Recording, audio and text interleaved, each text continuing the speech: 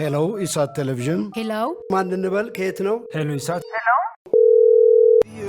ኢሳት ነጻ የህዝብ ሚዲያ ወትሮም ቢሆን የህዝብ አይንና ጆሮ እንደመሆኑ ይህንን የህዝብ ቅሬታ ማስተናገጃ መድረክ አሰናድቷል። በዚህም ያጋጠሙትን ወይም ያስተዋሉትን የመልካም አስተዳደር ችግር፣ የሙስናና የጉዳይ ገዳዮች ጉድኝት፣ የመብት ጥሰትና ስልጣንን ያለአግባብ የመጠቀም ጸረ ዲሞክራሲያዊ አሰራሮችን ይጠቁሙን። የሚመለከተውን የመንግስት አካል በማነጋገር ተጠያቂነት የሚሰፍንበትን መፍትሄ እናፈላልጋለን። በስልክ ቁጥሮች 0901 458845 ወይም 0901 451145 በተጨማሪም በ0944 02 11 11 በ0906 77 42 92 ይደውሉ። ልናስተናግደው ዝግጁ ነን። ኢሳት ነጻ የህዝብ ሚዲያ። አርዕስተ ዜና። ኢትዮጵያ ከውጭ ሀገራት የምታገኘው ብድር ለታሰበለት ዓላማ በአግባቡ ካልዋለ የኢኮኖሚ ጫና ይፈጥራል ተባለ። ከውጭ በሰሜናዊ ህንድ የተቀሰቀሰው የአቧራ አውሎ ንፋስና መብረቅ 96 ሰዎችን ገደለ።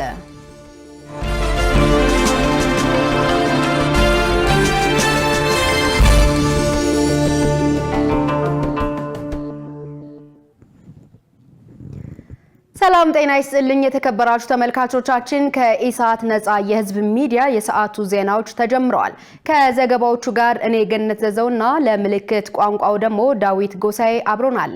አሁን ቀዳሚ ወዳረግነው ዜና ተሻገርን።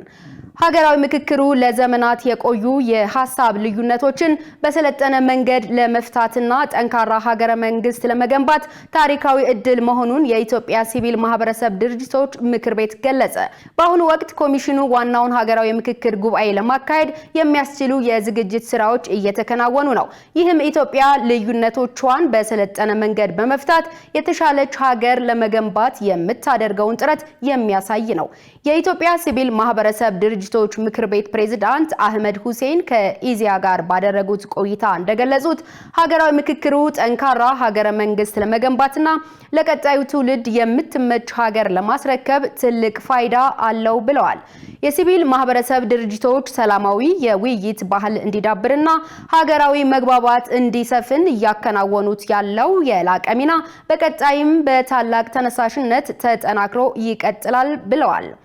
መላው ህዝብ በታላቅ የኃላፊነት ስሜትና በንቁ ተሳትፎ በሂደቱ ሲሳተፍ እንደነበር ጠቅሰው አሁንም ወሳኝ ምዕራፍ ላይ የደረሰው የምክክር ሂደት በስኬት እንዲጠናቀቅ አበርክቶውን ማጠናከር ይገባል ነው ያሉት። ኢትዮጵያ ከውጭ ሀገራት የምታገኘው ብድር ለታሰበለት ዓላማ በአግባቡ ካልዋለ የኢኮኖሚ ጫና ይፈጥራል ተባለ። የብድር መደራረብ በመጪው ትውልድ ላይ ተጽዕኖ እንደሚያሳድር የምጣኔ ሀብት ባለሙያዎች ገልጸዋል። መሳይ ገዛኸኝ ተጨማሪ አላት። ኢትዮጵያ አይኤምኤፍን ጨምሮ ከተለያዩ ዓለም አቀፍ የፋይናንስ ተቋማት እንዲሁም ከውጭ ሀገራት በእቃ ግዢ፣ በጥሬ ገንዘብ፣ በዶላርና በዩሮ በርካታ ብድሮችን ለተለያዩ ልማታዊ ስራዎች ትወስዳለች። በትላንትናው ዕለትም ከፈረንሳይ መንግስት ጋር ለኃይል ዘርፍና ለዲጂታላይዜሽን ፕሮግራም የሚውል 54.6 ሚሊዮን ዩሮ ብድር ለመውሰድ ከስምምነት ላይ ደርሳለች። ይህ ብድር ለሀገሪቱ ኢኮኖሚያዊ እድገት የሚያደርገው አስተዋጽኦ ምን ያክል ነው ስንል የምጣኔ ሀብት ባለሙያዎችን አነጋግረናል። የምጣኔ ሀብት ባለሙያው ዶክተር አጥላው አለሙ ብድሮች ለታለመላቸው ዓላማ ከዋሉ ውጤታማ እንደሚሆኑ ገልጸዋል። ለታሰበበት ዓላማ ካዋሉት እነኚህ ነገሮች ፓወር ላይና ዲጂታላይዜሽን ምናምን ላይ ማለት እንግዲህ ኢንፍራስትራክቸሮች ናቸው። ኢንፍራስትራክቸር ደግሞ ለእንትኑ በጣም ጠቃሚ ነው። ህብረተሰቡን ኑሮ ያሻሽላል። ሌሎች ደግሞ ቢዝነስ ይሰሩበታል። ኤሌክትሪክ ባለበት ቦታ የተለያዩ ቢዝነሶችን መስራት ይቻላል እና ሰዎች ስራ ፈጥረው ሊሰሩ ይችላሉ። እንግዲህ ያ በትክክል ከዋለ ማለት ነው። ተበድሮ ሌላ ዓላማ ከዋለ ደግሞ እዳ ላይ መቆለል ነው። አተርፍም በመጣው እድል ተጠቅሞ ሌላ የኢኮኖሚ ጥቅም አግኝቶ ጥቅሙ እዳውን እንዲከፍል ለማድረግ ማስቻል አለበት። ያ እንዳይሆን የሚያደርገው ምንድነው? ላልተፈለገ ዓላማ ከዋለ ገንዘቡ እዳ ከመቆለል አያልፍም። አክለውም ብድር በተደራረበ ቁጥር ኢትዮጵያ ላይ የሚያስከትለው ተጽዕኖ አለ ብለዋል። አሁን እንግዲህ አጠቃቀሙ ላይ እና የምትጠቀምበት ለምንድን ነው የምትጠቀምበት ለምሳሌ በኢትዮጵያ በዚህ በአዲስ አበባ ውስጥ የምናየው ፋውንቴን አለ፣ የውበት ነገሮች አሉ፣ መብራት አለ። ያን ሁሉ የመጣን ነገር ለእንደዚህ አይነት ብቻ የምታዊው ከሆነ ፕሮዳክቲቭ በሆነ ነገር የማታዊው ከሆነ ሰዎች ሰርተው ኢኮኖሚያዊ ጥቅም የሚያገኙበት ነገር ካልሰራሽ እነኚህ ነገሮች አሁን ምንም ውበት ነው እንጂ ሌላ የሚያመጡበት ጥቅም የለም። ይሄ በተደጋጋሚ የታየ ነገር።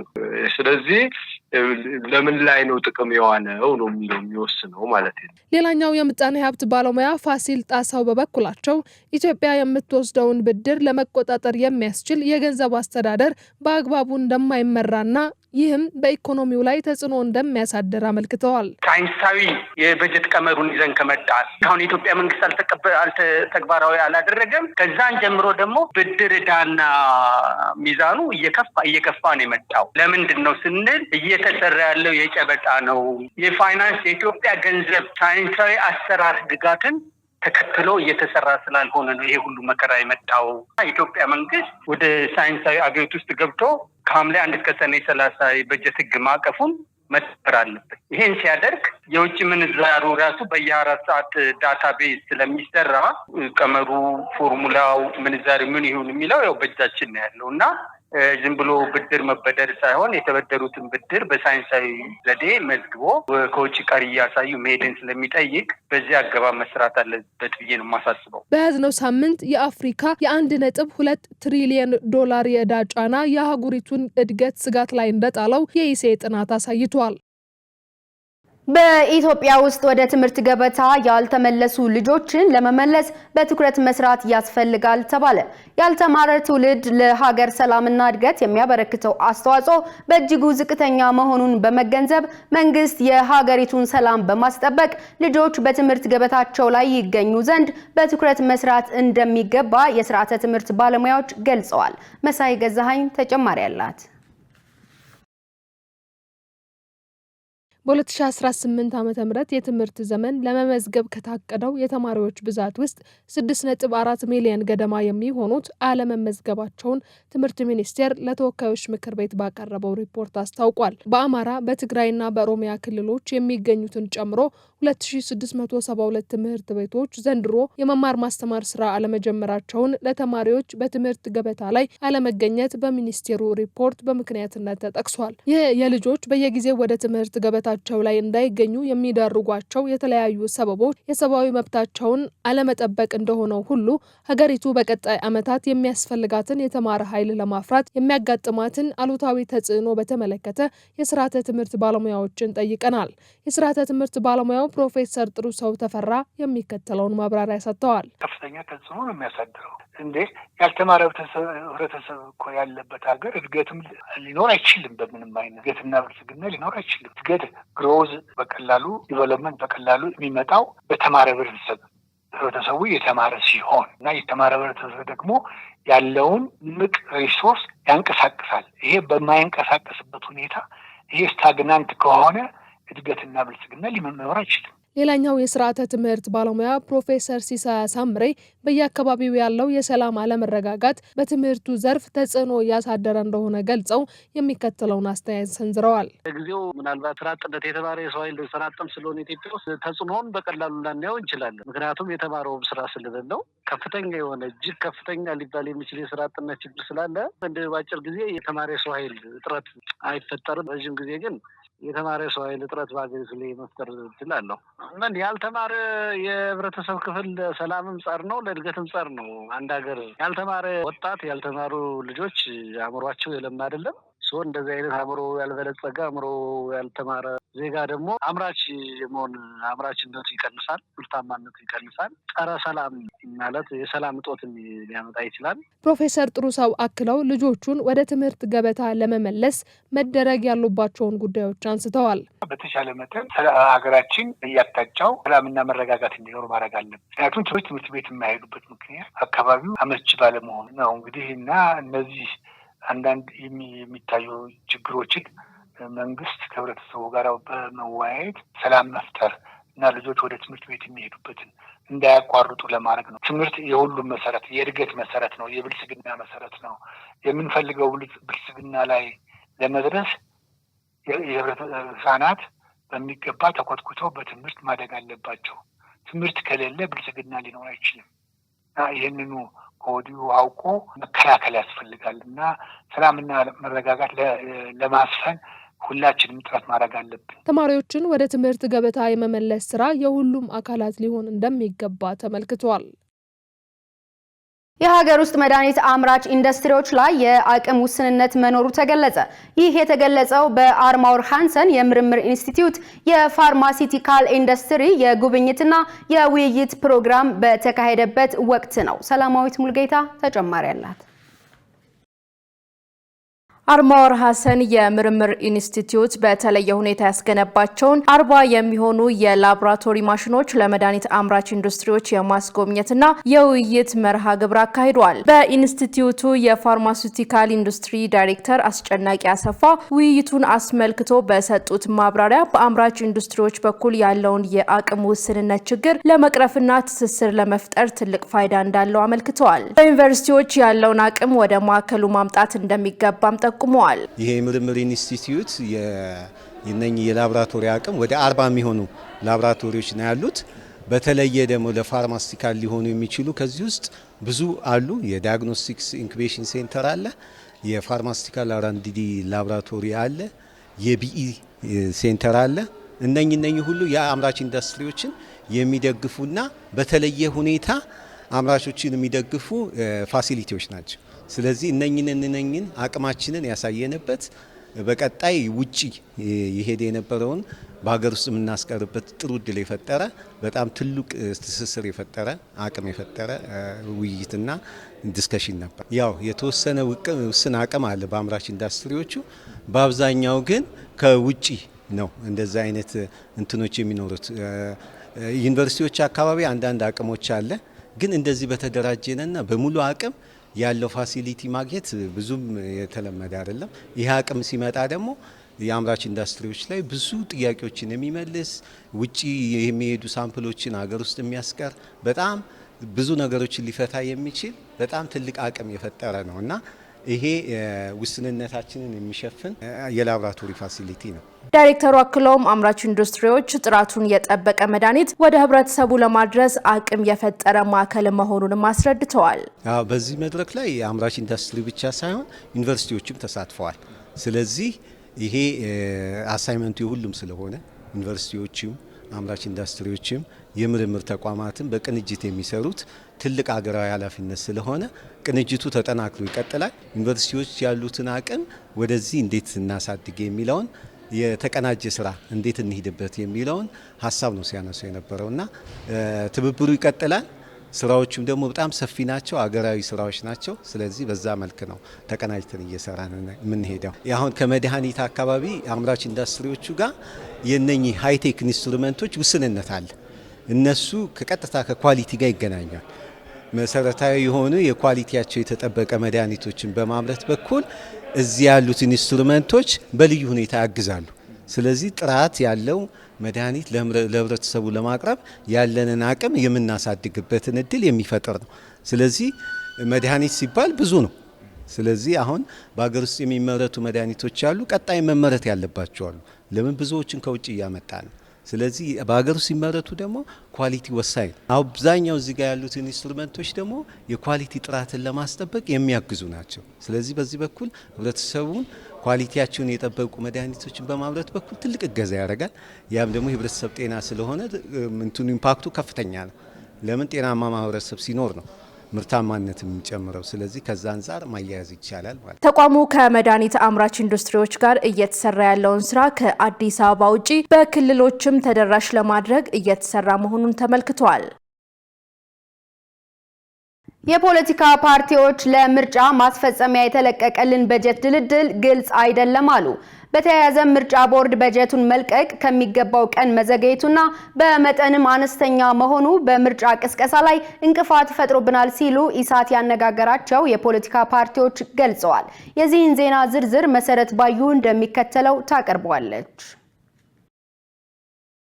የኢትዮጵያ ብሔራዊ ምርጫ ቦርድ ለፖለቲካ ፓርቲዎች ለሰባተኛው ዙር ጠቅላላ ሀገራዊ ምርጫ ለምርጫ ማስፈጸሚያ የሚውል የተመደበላቸውን በጀት ባለፈው ሳምንት መልቀቁ ይታወቃል። ይህን ተከትሎ ኢሳት የፖለቲካ ፓርቲ አመራሮችን ጠይቋል። የትብብር ለኢትዮጵያ አንድነት ፓርቲ የህዝብ ግንኙነት ኃላፊ ጌትነት ወርቁ በሰጡት ምላሽ የተመደበው በጀት ወቅቱን ያላማከለ አለመሆኑን ገልጸዋል። አያይዘውም ክፍፍሉ በእጩ ብዛትና በፓርቲዎች አደረጃጀት ሊሆን ይገባል ያሉ ሲሆን ቦርዱ ያስቀመጠው ቀመር ግን ግልጽ አይደለም ሲሉ ተናግረዋል። በተለይ ምርጫ ላይ የሚሰጥ ገንዘብ መሆን ያለበት አንደኛ እጩ ባቀረበ፣ ሁለተኛ ፓርቲው ባለፉት 5 ዓመታት በነበረው ሬፑቴሽን ይሄ ትንሽ ቬግ ሊሆን ይችላል። እኔም ድምጽ አሰምቻለሁ፣ እኔም ተከራክሬያለሁ ይችላል። በእጩ ብዛት፣ በአካል ጉዳተኛ፣ በሴቶች በደንብ እንትን ተሰጥቶት መሰራት አለበት።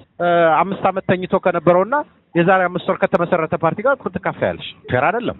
እንደው ሐሳቡ ራሱ ፌር አይደለም። ገንዘቡን ተይውና የፓርቲ ፖለቲካ ከምርጫ ቦርድ በሚበጀት በጀት ግን መላቀቅ አለበት። ሌላኛው የህብር ኢትዮጵያ ዲሞክራሲያዊ ፓርቲ ምክትል ሊቀመንበር አበራ በቀለ በበኩላቸው በተመሳሳይ ለፖለቲካ ፓርቲዎች ለምርጫ ማስፈጸሚያ የተለቀቀው በጀት ግልጽ አለመሆኑንና ቦርዱ ስለ በጀቱ ክፍፍል በተመለከተ ከፓርቲዎች ጋር ውይይት አለማካሄዱን ገልጸዋል። ለማደላደሉም ግልጽነት የጎደለው ነው። ቢያንስ ምናልባት በምን አግባብም እንደሚደለደል ካለው ብለን አንወስድም። ለምን በዚህ ደረጃ ላይ ግልጽ የሆነ ውይይቶች ተካሂደዋል እና በዚህ አግባብ ነው ድልድሉ የተካሄደው የሚልም እንደ ክራይቴሪያም የተቀመጠ ነገር እንደሌለ ስለምናው ፌርነሱ በጣም ጥያቄ ውስጥ የሚገባ ነው። እሱ ብቻ አይደለም። አሁን ደግሞ በምርጫ የምንወዳደር ፓርቲዎች በጀት ድልድል ላይ አሁንም ፌርነሱ ግልጽ አይደለም። በየጊዜው ይነሳል፣ ግን ማስተካከያዎች ያልተወሰደለት። እንደው የሚደንቀው ነገር ምርጫው ሊካሄድ 2 ወራት ሲቀረው ነው እኛ 30% በጀት የደረሰን። እኛ ብቻ ሳይሆን ብዙዎቹ ፓርቲዎች 90% በላይ ፓርቲዎች መጠኑ ላይ ያለን ቅሬታ እንደተጠበቀ ሆኖ የሚገርመው ነገር ደግሞ ምርጫው 20 ቀን ሲቀረው ነው የመጨረሻው ድጎማ የተለቀቀው። ምን ልናደርገው ነው? ለምርጫው እንደው የሚገርመው ነገር እኔ ለምርጫው የሚለቀቅ እኮ በጀት በምርጫ ጉዳዮች ላይ ብቻ ወጪ እንድናወጣው ነው። ምክትል ሊቀመንበሩ አያይዘው ምርጫ ቦርድ በጀቱን መልቀቅ ከሚገባው ቀን መዘግየቱንና በመጠንም አነስተኛ መሆኑ በምርጫ ቅስቀሳ ላይ እንቅፋት እንደሆነባቸው ገልጸዋል። ዓመታዊ በጀታችን ቶሎ መለቀቅ ነበረበት። ከዛ ደግሞ እጩ ምልመላ ከተዘጋ በኋላ 30% ለቀቁ። ከዛም በኋላ ደግሞ ብዙ ስራ መስራት ባለብን ሳን ደግሞ ይሄኛውን አለፈ በኋላ ይሄኛውን በጀት መጨረሻው 70% ተለቀቀ። ለኛ ትልቅ ተግዳሮት ነው። ስራችንን በአግባቡ እንዳንሰራ እንቅፋት ሆኖብናል። ለቀጣይ ትምህርት የምንወስድበት ነው። ብዙም መንግስትንም መጠበቅ ወይንም እነዚህን ሁኔታዎችን መጠበቅ አስፈላጊነቱ ጥያቄ ውስጥ የሚገባ ነው። በተለያየ ሁኔታዎች በገጠመን የፋይናንስ እጥረት እንደሚጠበቅን እንደ ስማችን እንደ ክብራችን እጩዎቻችንን ያላቀረብንበት፣ በሌላው ደግሞ ከሆነም በኋላ ከገባን በኋላ በቂ እንቅስቃሴዎች ያላደረግንበት እንዳናደርግ ገደብ እንደምንፈልገው እንኳን ባይሆን ቢያንስ ለዛ ሊቀርብ የሚችል የቅስቀሳ ህዝብን የመድረስ አዳራሽ ተከራይቶ ከህዝባችን ጋር ግንኙነት በየወቅቱ በየወረዳው በየክልሉ ውይይት ማድረግ አንደኛ ለቀጣይ አቅጣጫ የምንይዝበት ብቻ ነበር፣ ለምርጫ ብቻ ሳይሆን ማለት ነው። እና ከነዚህ በከፍተኛ ሁኔታ አስተጓጉሎናል። ብዙም ጠቅሞናል ብዬ የምገመግመው ነገር የለም። እንደ አንድ ምርጫ አስተባባሪ ፓርቲዎቹ ላነሱት ቅሬታ ምላሽ ለማግኘት ምርጫ ቦርድን ለማነጋገር ጥረት ቢደረግም አልተሳካም። የተከበራችሁ ተመልካቾቻችን ከኢሳት ነጻ የህዝብ ሚዲያ ወደ እናንተ የሚደርሱ የሰዓቱ ዜናዎች አሁንም እንደቀጥሉ ናቸው። አሁን ደግሞ የቢዝነስና የኢኮኖሚ መረጃዎችን የምንከታተልበት የአየር ሰዓት ላይ ደርሰናል። የቢዝነስና የኢኮኖሚ መረጃዎችን የምታቀርብልን መሰረት ባዩናት። በቀጥታ ወደ ቢዝነስ መረጃዎች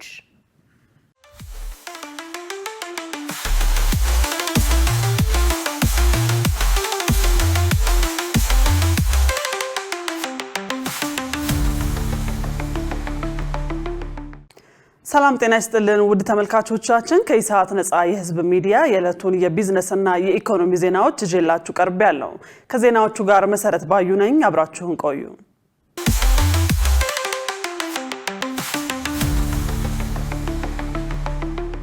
የገጠር ልማታዊ ሴፍቲኔት ፕሮግራም በ10 ክልሎችና አንድ ከተማ አስተዳደር 4.2 ሚሊዮን የህብረተሰብ ክፍሎችን ከተረጅነት ወደ ትርፍ አምራችነት ማሸጋገር ያስቻለ የልማት ፕሮግራም ነው ሲል የመስኖና ቆላማ ሚኒስቴር አስታወቀ። የገጠር ልማታዊ ሴፍቲኔት ፕሮግራም ከ2009 ዓ.ም ጀምሮ በመጀመሪያው ምዕራፍ ለ5 ዓመታት ፕሮጀክት ተቀርጾ በ11 ዋና ዋና ከተሞች እስከ 604 ሚሊዮን ተጠቃሚዎች ተጠቃሚ የሆኑ ሲሆን በሁለተኛው ምዕራፍ በ88 ከተሞች ወይንም በ11 ዋና ዋና ከተሞችን ጨምሮ ተግባራዊ በማድረግ ከ1.7 ሚሊዮን በላይ ተጠቃሚዎችን እየደገፈ ይገኛል። የፕሮጀክቱ ተጠቃሚዎች በከተማ ግብርና ስራዎችን በመስራት ገቢያቸውን እንዲያሳድጉ፣ የስራ ባህላቸውን እንዲያዳብሩና በቀጣይ የሚሰሩትን ስራ እንዲለማመዱ እንዲሁም በአካባቢ ልማት ስራ ምቹ የተደረጉ ቦታዎች ጥቅም ላይ እንዲውሉ ማድረግ የተጠቃሚዎችን ኑሮ በማሻሻል ከፍተኛ ከተረጅነትና ልመና በርካቶች እንዲላቀቁና ከራሳቸው አልፈው ሌሎች ወገኖቻቸውን እንዲረዱ ያስቻለ የልማት መርሃ ግብር ነው። በኦሮሚያ ክልል ህገወጥ የነዳጅ ዝውውርን ለመከላከልና ለመቆጣጠር ግብይትና አቅርቦት ስርዓቱን የሚያግዝ ተግባር በትኩረት የተከናወነ መሆኑን የክልሉ ንግድ ቢሮ አስታወቀ። በክልሉ ህገወጥ የነዳጅ ዝውውርን ለመከላከልና ለመቆጣጠር ቅንጅታዊ አሰራሩ ተጠናክሮ መቀጠሉንም ነው ቢሮው ያስታወቀው። በመካከለኛው ምስራቅ የተከሰተውን ግጭት ተከትሎ በነዳጅ አቅርቦት ላይ የሚታየው ዓለም አቀፋዊ ጫና ለመቋቋም መንግስት ባስቀመጠው አቅጣጫ መሰረት በኦሮሚያ ክልል ሰፊ ስራዎች እየተከናወኑ ነው። በቢሮው የንግድ ኢንስፔክሽን እና ሬጉላቶሪ ዳይሬክተር አቶ ዲናኦል ደረጀ ለኢዜአ እንደገለጹት በህዝብ ላይ ሊደርስ የሚችለውን ጫና ለመቀነስ የነዳጅ ግብይትና አቅርቦቱን ስርዓት የማስያዝ ስራ በትኩረት እየተሰራ ይገኛል።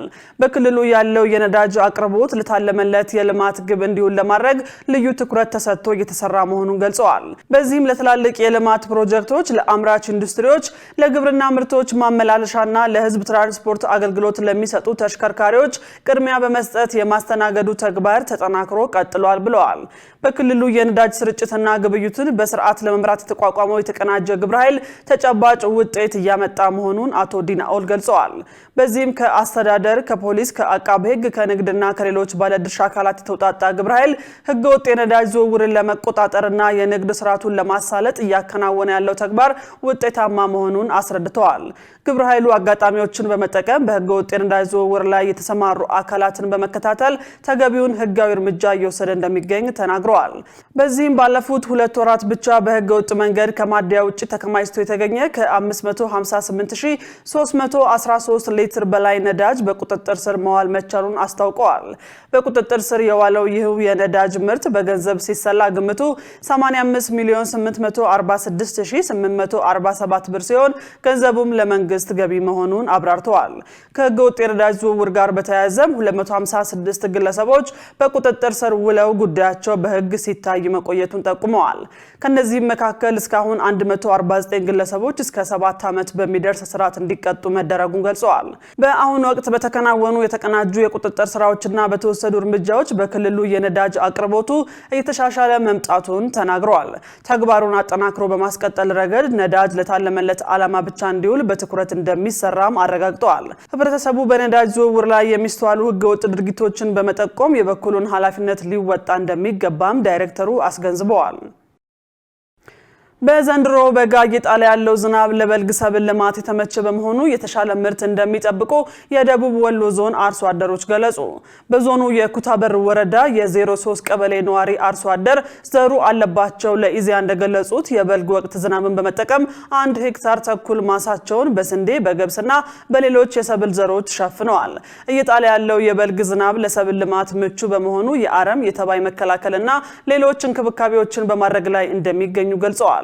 በበልግ ከዘሩት ሰብልም ከ30 ኩንታል በላይ ምርት እንደሚጠብቁ ገልጸው በምግብ ራሳቸውን ከመቻል ባለፈ ለገበያ ለማቅረብ እየሰሩ እንደሚገኙም አስረድተዋል። በተውለደሬ ወረዳ የቀበሌ 13 ነዋሪ አርሶ አደር ይመር ኢብራሂም በበኩላቸው በዘንድሮ የበልግ ዝናብ 1 ሄክታር የሚጠጋ ማሳቸውን በማሾና ቦሎቄ ዘር መሸፈናቸውን ገልጸዋል። በጥሩ ቁመና ላይ የሚገኘው የሰብል ቡቃያ ከአረምና ከተባይ የጸዳ የማድረግ ተግባር በማከናወን ምርታማነቱን ለማሳደግ እየሰሩ እንደሚገኙም ተናግረዋል። በደቡብ ወሎ ዞን ግብርና መምሪያ የሰብል ልማት ቡድን መሪ አቶ ይመር ሳይድ በበኩላቸው በዘንድሮ የበልግ ልማት ከ104,000 ሄክታር በላይ መሬት በዘር መሸፈን ተችሏል ብለዋል። የዞኑ አርሶ አደር እስካሁን ባከናወነው ምርታማነትን የማረጋገጥ ተግባር ከ60,000 ሄክታር በላይ መሬት ላይ የለማ ሰብልን ከአረም ማጽዳት መቻሉን አውስተዋል። ምርታማነቱን ለማሳደግም በቂ ግብዓት መጠቀሙን ጠቁመው በዚህም ከ1.8 ሚሊዮን ኩንታል በላይ ምርት እንደሚጠበቅም ገልጸዋል። በዞኑ በበልግ ከለሙ ሰብሎች መካከል ስንዴ፣ ገብስ፣ ጤፍ፣ ቦሎቄ፣ ማሾ፣ አተር፣ ምስርና ሌሎች ይገኙበታል ብለዋል። በደቡብ ወሎ ዞን ባለፈው ዓመት በበልግ ከለማው 60,000 ሄክታር መሬት ከ360,000 ኩንታል በላይ ምርት መገኘቱን ከዞኑ የተገኘው መረጃ ያመለክታል። በባህር ዳር ከተማ ባለፉት 10 ወራት ከ47000 በላይ ለሚሆኑ ዜጎች የሥራ ዕድል መፍጠር መቻሉን የከተማ አስተዳደሩ ስራና ክህሎት መምሪያ ገለጸ።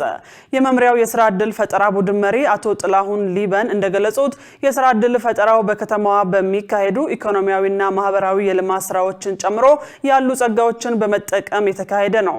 በበጀት ዓመቱ ከ45300 በላይ ለሚሆኑ ዜጎች የሥራ ዕድል ለመፍጠር የታቀደ ሲሆን ባለፉት 10 ወራት ብቻ ከእቅድ በላይ ከ47300 ለሚሆኑ ዜጎች የሥራ ዕድል መፍጠር መቻሉን ገልጸዋል።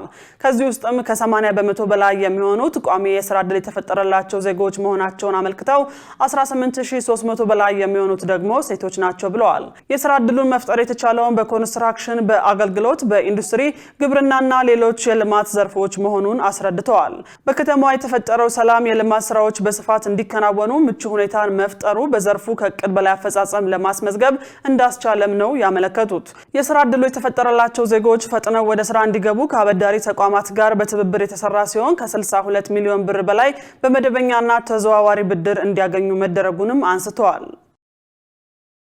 ውድ ተመልካቾቻችን አሁን ደግሞ በእለቱ በተመረጡ ባንኮች ያለውን የውጭ ምንዛሬ ዋጋና የብሔራዊ ባንክ የወርቅ ግብይት መረጃ ተከታትለን እንመለስ።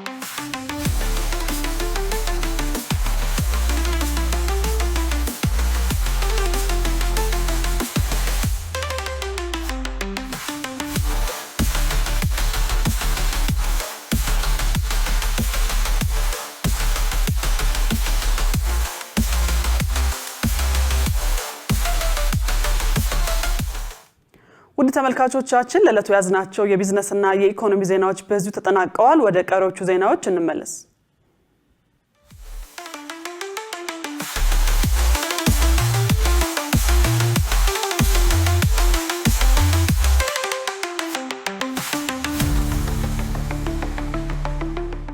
የተከበራችሁ ተመልካቾቻችን ስለምትከታተሉን ከልብ እናመሰግናለን። አሁን ደግሞ ወደ ውጭ ዜና ተሻገርን።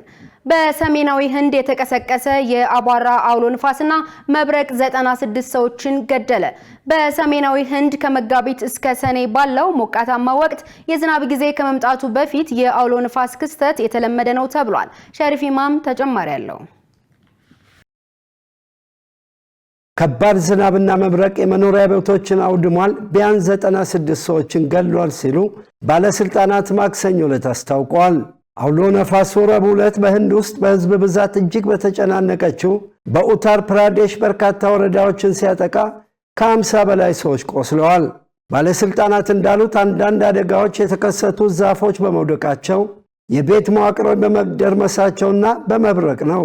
ፖሊስና የአደጋ ጊዜ ሰራተኞች በበርካታ ወረዳዎች በመገኘት የወደቁ ዛፎችን ከመንገዶችና ከባቡር ሀዲዶች ላይ ሲያጸዱ ታይተዋል።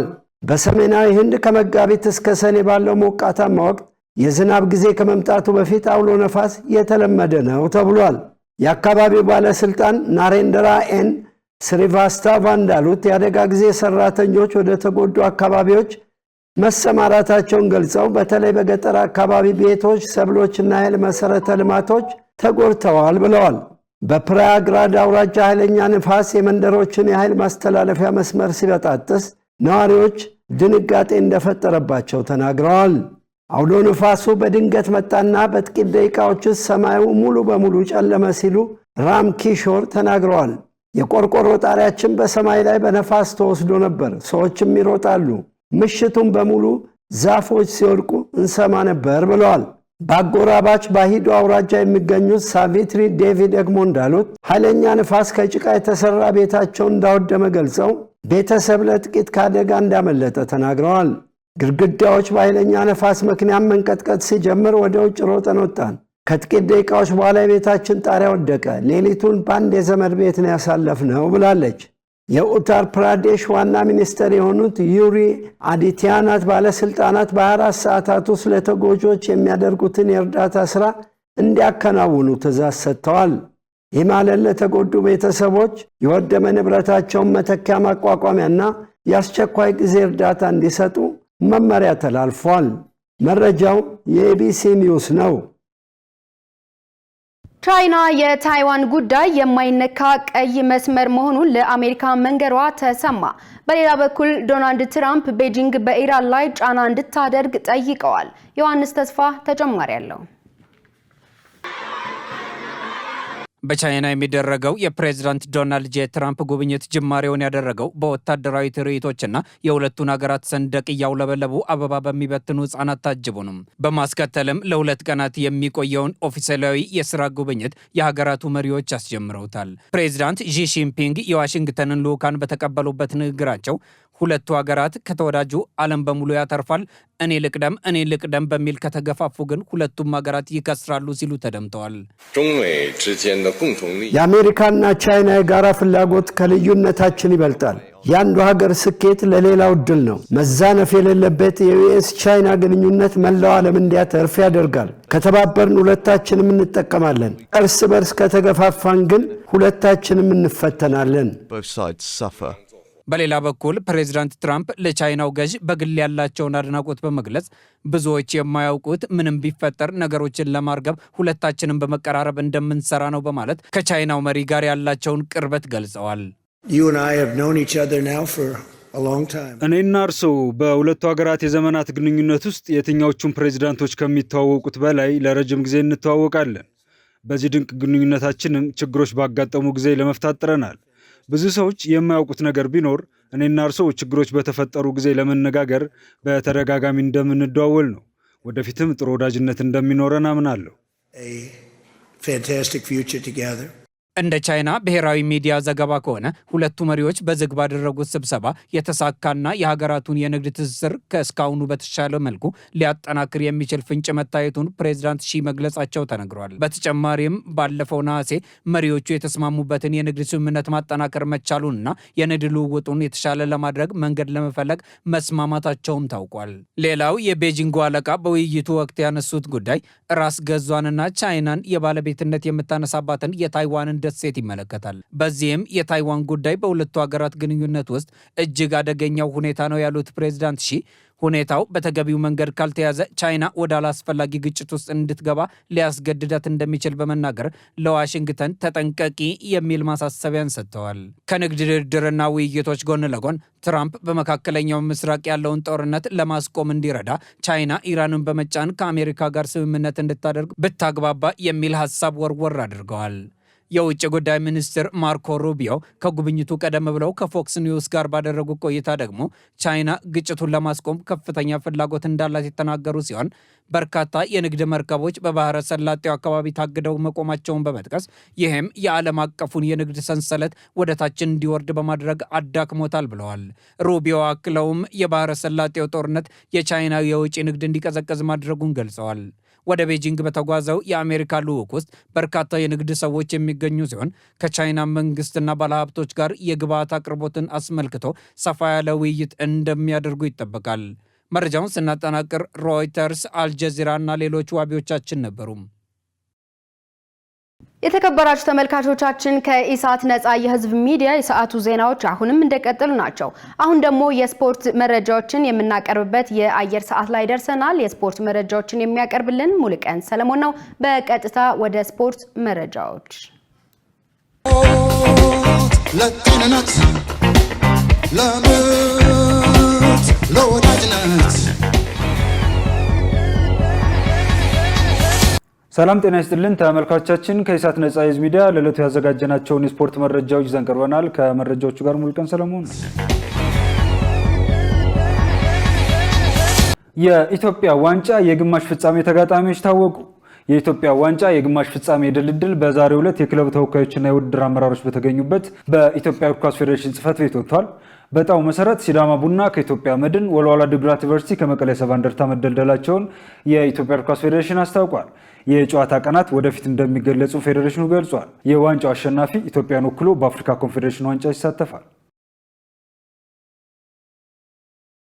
መቀለ ሰባ እንደርታ አሰልጣኙን አሰናበተ።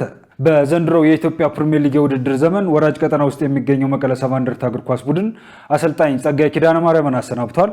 አሰልጣኝ ጸጋይ ከአሰልጣኝ ጌታቸው ዳዊት ስንብት በኋላ ቡድኑን በጊዜያዊነት ተረክበው ሲያሰለጥኑ መቆየታቸው ይታወሳል። ሊጠናቀቅ 7 ጨዋታዎች በቀሩት የዘንድሮ የኢትዮጵያ ፕሪሚየር ሊግ በ30 ነጥቦች 19ኛ ደረጃ ላይ የተቀመጠው ሰባ እንደርታ በቀጣይ የቀድሞው የደቡብ ፖሊስ፣ ወልቂጤ ከተማ፣ መቻልና ወላይታ ድቻ አሰልጣኝ የነበሩትን ገብረ ክርስቶስ ቢራራን ለመቅጠር ጥረት መጀመሩን ሃትሪክ ስፖርት ዘግባለች። የእንግሊዝ ፕሪሚየር ሊግ የ2025-26 የውድድር ዘመን የዓመቱ ምርጥ እጩዎችን ይፋ አደረገ።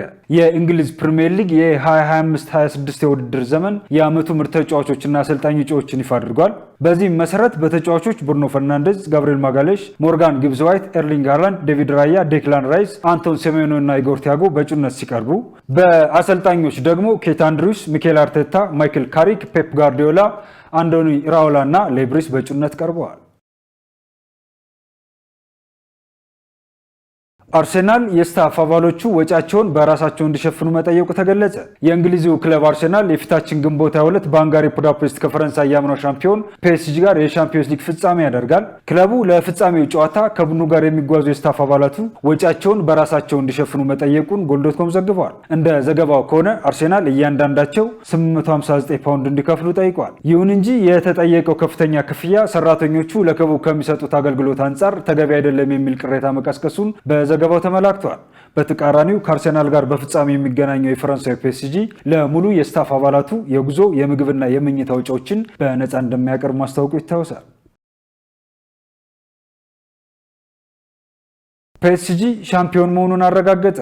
የፈረንሳዩ ክለብ ፒኤስጂ ከተከታዩ ሌንስ ጋር ያደረገውን የ33ኛ ሳምንት ጨዋታ 2-0 ማሸነፉን ተከትሎ አንድ ጨዋታ እየቀረው የሊጉ አሸናፊ መሆኑን አረጋግጧል።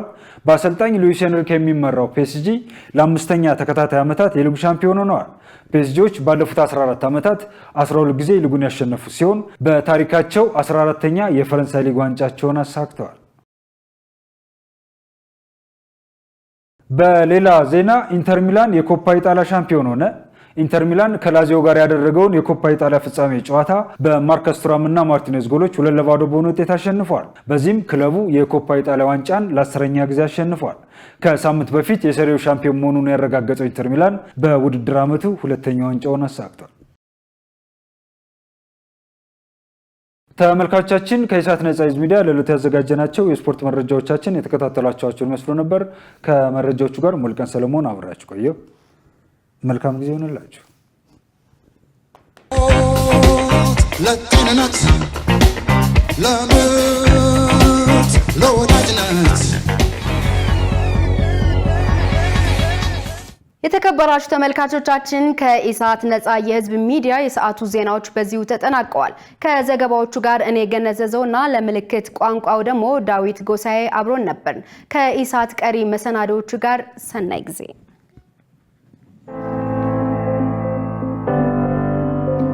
የስራ ቅጥር ማስታወቂያ። ኢሳት ነጻ የህዝብ ሚዲያ ዝግጅቱንና ስርጭቱን ይበልጥ ለማሳደግ ብቃትና ታማኝነት ያላቸውን ባለሙያዎች አወዳድሮ መቅጠር ይፈልጋል። በመሆኑም የስራ መደብ የካሜራ ባለሙያና የቪዲዮ ኤዲተር፣ ብዛት 5፣ የስራ ቦታ አዲስ አበባ፣ ደሞዝ በስምምነት፣ የቅጥር ሁኔታ በቋሚነት፣ ተፈላጊ ችሎታና መስፈርቶች፣ የትምህርት ዝግጅት በፊልም፣ በጋዜጠኝነት፣ በኮሙኒኬሽን ወይም በተዛማጅ የካሜራ ኤዲቲንግ ዘርፍ ዲፕሎማ ወይም የመጀመሪያ ዲግሪ ወይንም ልዩ የስልጠና ሰርተፊኬት ያለው ያላት።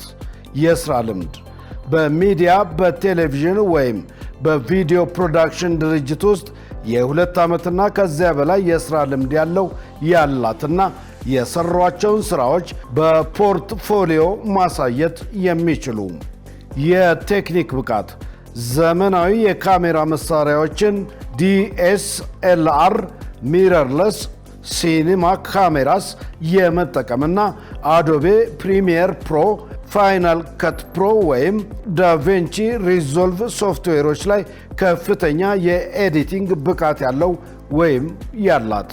የቋንቋ ችሎታ በአማርኛ ቋንቋ የመናገር የማንበብና የመጻፍ ከፍተኛ ችሎታ ያላት በተጨማሪም ኦሮምኛ፣ ትግርኛ፣ እንግሊዝኛና ሌሎች ተጨማሪ የሀገር ውስጥ ቋንቋዎችን መናገርና ማዳመጥ ለሚችል ተወዳዳሪ ቅድሚያ ይሰጣል።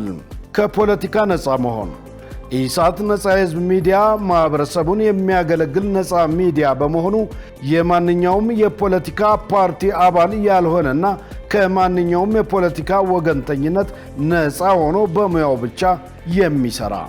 የምዝገባ ሁኔታና የማመልከቻ ጊዜ ማስታወቂያው የሚቆይበት ጊዜ ይህ ማስታወቂያ ከወጣበት ቀን ጀምሮ ባሉት ተከታታይ 10 የሥራ ቀናት በመሆኑም በኢሳት ነፃ የህዝብ ሚዲያ መስራት የሚፈልግ አመልካች ሁሉ የትምህርትና የሥራ ልምድ ማስረጃዎች ዋናውንና የማይመለስ ፎቶኮፒ በኢሜይል isataddis@gmail.com ወይም አዲስ አበባ በአምቢስ አካባቢ በሚገኘው ዋናው መስሪያ ቤት አፈወርቅ ህንፃ 10ኛ ፎቅ በአካል በመገኘት መመዝገብ የሚችል መሆኑን እንገልጻለን። ኢሳት ነፃ የህዝብ ሚዲያ